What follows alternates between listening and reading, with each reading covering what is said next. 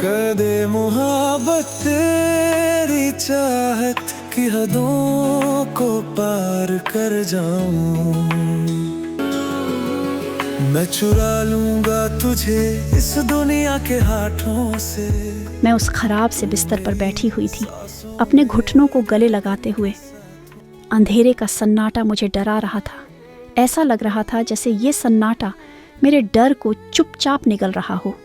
मुझे खुद पर गुस्सा आ रहा था। मैं इतनी बेबस और कमज़ोर क्यों महसूस कर रही हूँ? मेरा पेट भूख से कराह रहा था और मैं अपने किडनैपर, जिसका नाम उसने मैथ्यूज़ बताया था, उसके लौटने का इंतज़ार कर रही थी।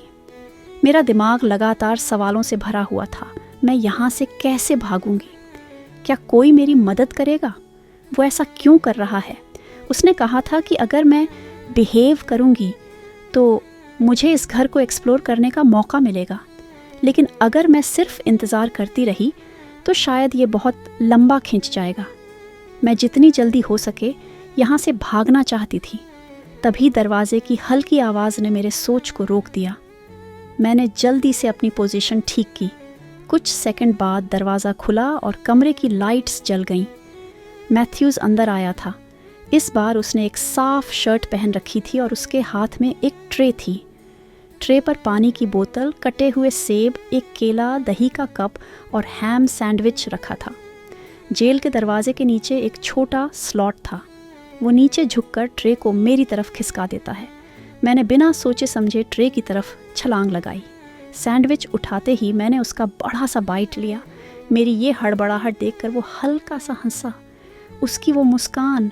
मुझे गुस्सा आ रहा था, लेकिन मैं खाने में इतनी बिजी थी कि कुछ कहने की भी फुर्सत नहीं थी।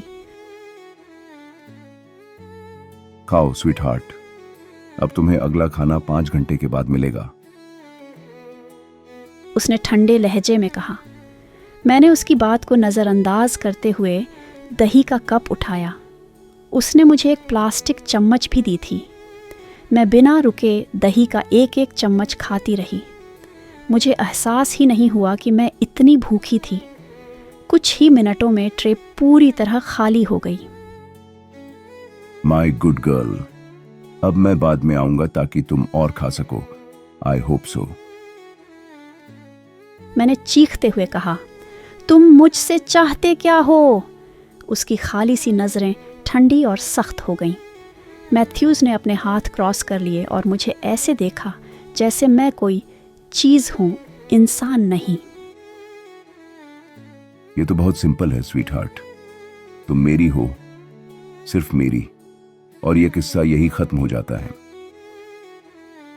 उसने कहा। मेरी नज़र कमरे में घूमी और फिर मैंने चुपके से नीचे पड़े चम्मच को देखा। जल्दी से उसे उठाया और अपनी शर्ट के अंदर छिपा लिया। मैथ्यूज़ ने मेरी ओर देखा जैसे वो सब समझ गया हो। फिर उसने कहा, जैसा मैंने कहा था, मैं अब कल वापस आऊंगा। तुमने अब मुझे गुस्सा दिला दिया है, तो अब तुम इसी अंधेरे में रात बिताओगी। Good night. उसने ट्रे उठाई, लाइट बंद की और कमरे से बाहर चला गया। चारों तरफ फिर से अंधेरा छा गया। मैं धीरे धीरे पीछे हटते हुए अपने बिस्तर से टेक लगाकर बैठ गई। शर्ट के अंदर छिपाई चम्मच को निकाला और अपने दोनों हाथों से उसके सिर को झुकाकर तोड़ा। थोड़ी मेहनत के बाद वो टूट गया और एक तेज़ धार बन गई। उंगलियों से धार को छुआ तो एक हल्का सा कट लगा और खून की एक बूंद निकल आई। मैंने हल्की सी मुस्कान दी। ये पहली बार था जब इस कैद में मुझे उम्मीद की हल्की सी किरण महसूस हुई। मैं धीरे धीरे अपने पैरों पर खड़ी हुई, अपने हाथों को जेल की सलाखों के बीच से बाहर निकाला और उस धारदार चम्मच से लॉक खोलने की कोशिश शुरू की। हर बार कोशिश नाकाम हो रही थी और गुस्से और निराशा का एहसास बढ़ रहा था। क्या ये सब बेकार है? क्या मैं कभी बाहर निकल पाऊंगी? लेकिन फिर भी मैं रुकी नहीं।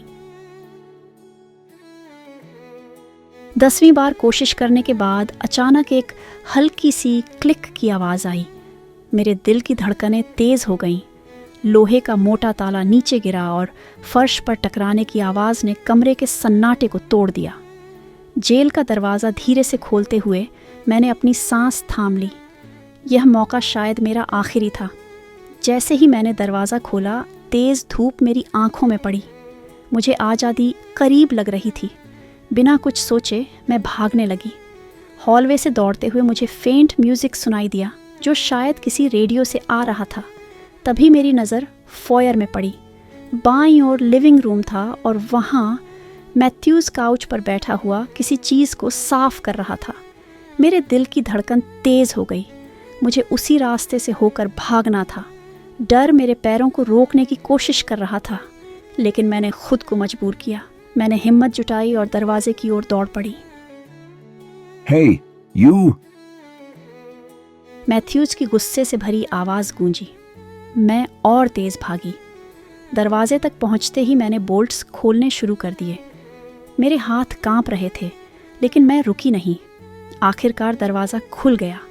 जैसे ही मैंने बाहर पहला कदम रखा, एक दिल दहला देने वाला दर्द मेरे पैरों से उठकर मेरी आत्मा तक पहुंच गया। मैं चीख पड़ी और ज़मीन पर गिर गई। पैरों में जलन महसूस करते हुए मैंने नीचे देखा तो पाया कि दरवाजे के सामने कांच के नुकीले टुकड़े बिखरे हुए थे। मेरे पैर में कांच के टुकड़े घुस चुके थे और खून बह रहा था।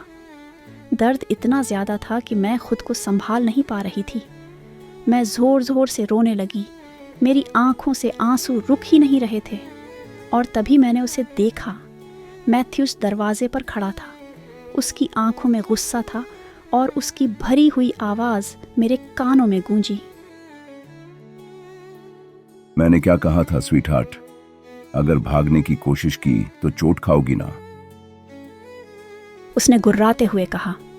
उसकी बातों में ठंडा और सख्त गुस्सा था।